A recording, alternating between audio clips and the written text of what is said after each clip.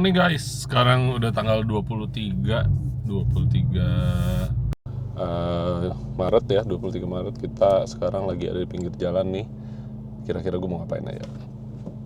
Kita lagi nunggu towing ya. Jadi towingnya lagi turunin baknya dulu. Sekarang kita mau naikin mobil kita towing. Jadi ceritanya hari ini mobil mau dikirim ke Air Moda Studio karena ini udah mendekati sebulan lagi ya dari tanggal kita mau berangkat ke Mandalika. Nah, mobil ini mau di prepare di sana buat sesuatu nih yang gue nggak akan spill sekarang, tapi nanti akan kita kasih lihat pastinya ketika udah jadi ya. Jadi sekarang kita proses naikin dulu mobil ke towing. Nanti setelah mobil sampai di sana kita akan biarkan mereka kerjain dulu dan akhirnya kita akan lihat hasil jadinya nanti bareng sama Bro Niko dari Air Moda Studio.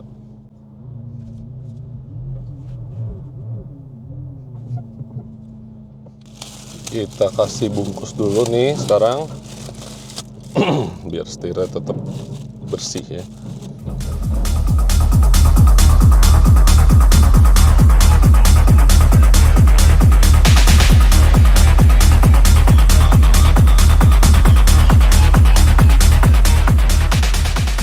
Oke, udah beres, mobil udah naik ke towing ya. Sekarang mereka mau jalan ke Serpong dan gue hari ini mau ke bengkel. Plus hari ini ada satu mobil lagi juga yang bakal kita kirim ya ke Air Moda Studio juga. Itu Civic Type R juga tapi FK8. Nah, itu juga nanti ada sedikit mau di customize untuk colornya. Jadi nanti kita akan kasih lihat juga apa yang bakal dikerjain.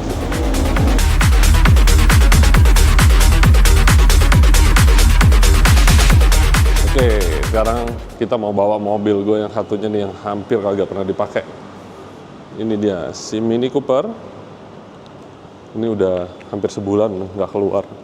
Jadi hari ini mau gue cuci, mau gue bawa keluar karena besok ada yang berminat untuk melihat mobil ini.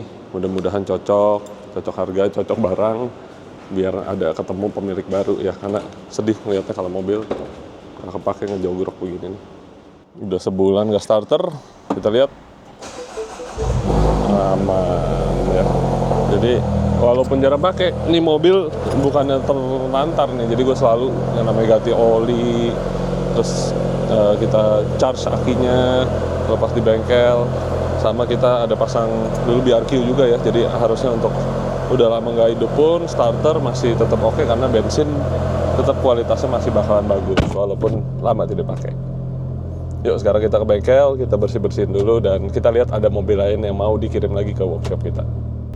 Sama-sama manual ya, cuman bedanya ini Mini Cooper tuh bodinya kecil, jadi buat jalan harian tuh menurut gua mobil ini enak banget.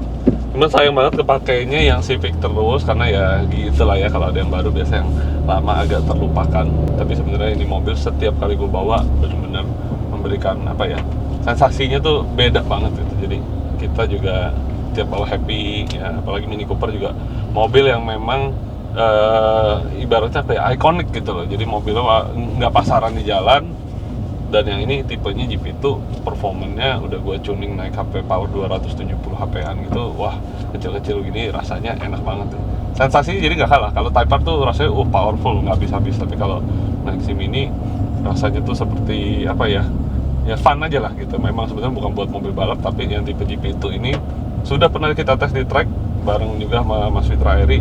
Dia aja happy banget kita bawa mobil ini kencang dan juga apa ya, rasanya tuh kayak go-kart gitu kalau dibilang. Benar-benar kenapa dibilang kayak go-kart, karena ya setirnya itu benar-benar ini loh, ibaratnya dia udah power steering elektrik, jadi nggak terlalu berat. Tapi kalau kita pencet tombol di bawah sini nih ya, ada tombol sport sama tombol traction namanya GP mode, itu benar-benar memberikan sensasi. Kalau kita nikung, wah rasanya tuh benar-benar steering itu kayak berat dan presisi gitu loh.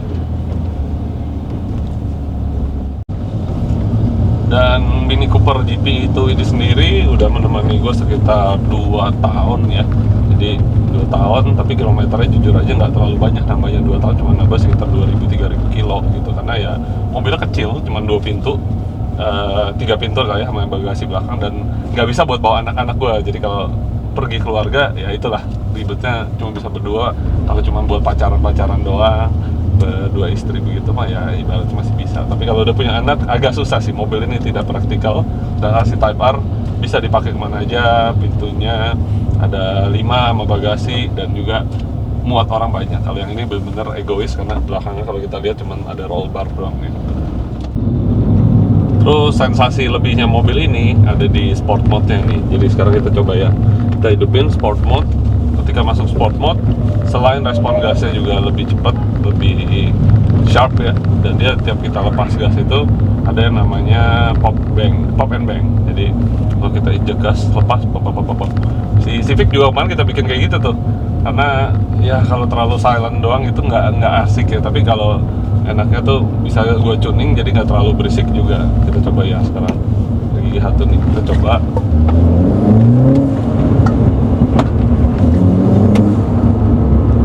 Ya ini cuma berbel sih sebenarnya, nggak sampai pop and bang meledak. Jadi kedengeran dalam kabin tuh ada buk. Tapi kadang kalau pas gitu sweet spotnya pas, dia bisa kedengeran sampai dadar gitu. Kalau yang di Civic jauh lebih kenceng sih, karena pipanya juga lebih gede. Tapi dua-duanya sama-sama gue pakai katalik ya, biar nggak terlalu bau dan tidak terlalu berisik. Wah, gokil. Hari ini panas banget, gila asli. Udah kayak neraka bocor. Ya, jadi di hari Sabtu, tanggal 23 nih, bener-bener gue rasa panasnya yang paling ekstrim di bulan ini. Dari kemarin nggak pernah gue ngerasa selemes ini, tapi selemes-lemesnya sebelah gue nih masih ada mobil keren yang lagi kita mau review. Ini ada mobil Honda Civic Type R FL5 lagi ya, yang baru masuk ke workshop. Ini baru dilakukan penggantian full exhaust system. Downpipe-nya itu kita pakai RV6 yang masih ada catted. Tengah ke belakang kita pakai merek Rimac yang titanium. Jadi suaranya khas banget ya. Memang kalau titanium dibanding sama stainless memang beda. Karakter suaranya itu kering gitu, nggak terlalu bass. Dan pastinya suaranya kencang banget. Di kabin juga berasa agak kencang ya. Dulu gue pernah pakai setup kayak begini dan akhirnya karena gue nggak terlalu tahan dengan bunyinya yang terlalu berisik, akhirnya gue lepas lagi dan kita ganti pakai Apex i. Tapi knalpot ini asli suaranya emang enak, racing banget. Langsung aja sekarang dia minta di dyno mobilnya untuk ngeliat kenaikan powernya dari standar setelah ganti full exhaust dan kita ganti stage 1 intake PRL. Yuk langsung aja kita denger suaranya kayak gimana.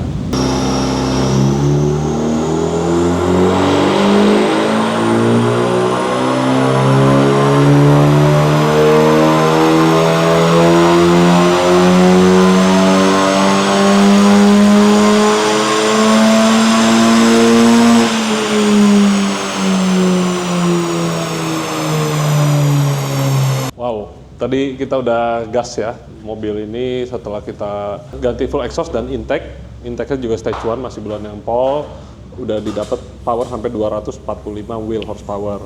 Jadi memang dibanding standar ini udah ada kenaikan power, tidak ada penurunan. Langsung aja kita lihat grafiknya segimana sih naiknya. Tadi kita udah lihat ya waktu digas suaranya kayak begitu, memang terdengar racing banget ya. Dan sekarang kita lihat kenaikannya dibandingin waktu standar. Standarnya itu adalah yang warna biru. Warna biru ini terukur power sampai 229 wheel horsepower. Dan juga setelah kita lakukan penggantian exhaust dan air filter, kita mendapatkan kenaikan sampai 245,4. Di torsinya juga ada kenaikan yang cukup lumayan ya setelah penggantian full exhaust dan filter. Yang tadi aslinya 341 Nm on wheel, kita dapat sampai 382. Dan kita bisa lihat grafiknya juga lebih cepat dari bawah karena boost turbo datangnya juga lebih awal. Sini kita bisa lihat nih boost turbonya yang sebelumnya standar sekitar 1,5 bar, dia naik jadi 1,62 bar nih. Terus powernya artinya yang on engine-nya standar sekitar 315 HP, kita dapat sampai 338,7. Dan kita bisa lihat ini adalah potensi ya kalau setelah kita tuning nih, biasanya mobil ini stage 2, ini di mobil Civic Type R kita ya, CTR EPT, kita bisa dapat kenaikan power yang sangat banyak. Ini sampai dapat 300 wheel horsepower. Dan ini pun kita lakukan waktu itu tuningnya dengan tuningan yang aman ya, sehingga boost turbonya itu pun lebih rendah daripada standarnya bawaan mobil. Karena yang standar bawaan mobil ganti knalpot aja nih udah dapat 1,6 bar lebih. Nah, di sini kita limitin boostnya cuma sekitar 1,45 dan di sininya kita turunin sehingga powernya juga bisa dapat konsisten ya. Karena kalau makin tinggi boostnya, makin panas malah jadi ini.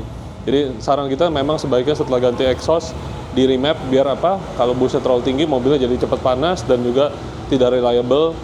Plus juga kita bisa dapat kenaikan power dan torsi yang sangat banyak. Di sini kita bisa lihat ya, yang kuning setelah kita tuning.